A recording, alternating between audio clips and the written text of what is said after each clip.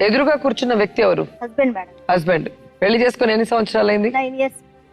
ఎంతమంది పిల్లలు? ఒక పాప అండి, ఈయన కలిగిన పాప.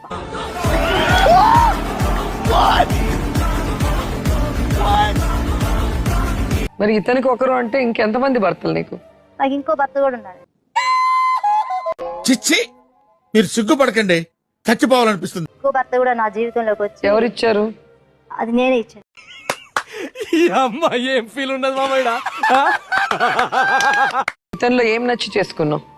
యాక్చువల్ గా ఈ మనిషి అయితే ఆ రోజు నచ్చలేదండి. బాగా చూసుకుంటారని.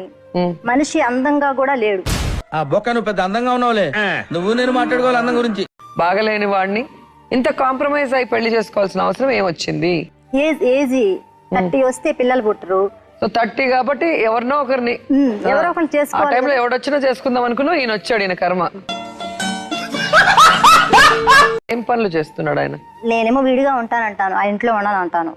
సరే విడిగా ఉన్నా కూడా మనసు మారదు. ఇండిగా ఉన్నా కూడా అతనిలో నాకు మనసు కనపడతలేదు. మనసు దాని కలర్ ఏంట్రా? దాని సైజ్ ఏంటి? దాని రుచి ఏంటి? వాసన ఏంటి? ఆకారం ఏంటి తెలుసా? వెతవన్నారా? సన్యాసి వెతవ. రెచ్చగొడితే రెచ్చిపోతావా? రెచ్చగొడతా రెచ్చివాడు అంటే అది నీ చేతుల్లో ఉండాలి. రెచ్చిపోతారండి కొంతమంది.